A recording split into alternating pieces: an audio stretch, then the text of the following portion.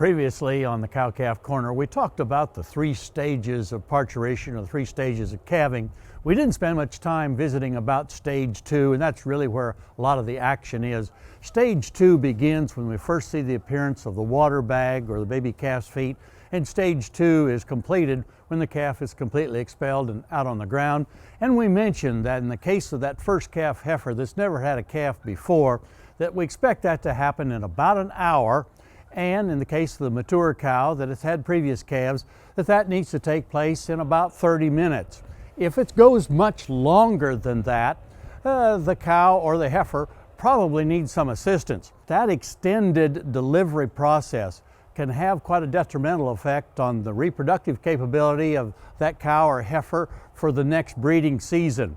Work done years ago in the 1970s in Colorado showed us that cows that had a difficult birth had a lower pregnancy percentage the next breeding season on an average of about 14%.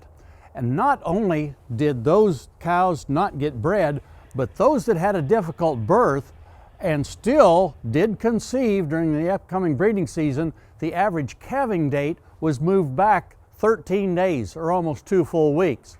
And that means, of course, that their calves are going to be lighter when it comes weaning time the following fall. Work done up at the USDA station at Miles City, Montana, just back in the 1980s, also illustrated this same thing. They looked at 2-year-old heifers and decided whether to give these heifers early assistance. That means that if she wasn't making real progress in an hour, they provided assistance. Half of the heifers, they allowed them to go as long as it took for the heifer to go ahead and deliver the calf. Those that got early assistance, they had a tremendous difference, I think, in terms of the percentage of those that were cycling at the start of the next breeding season.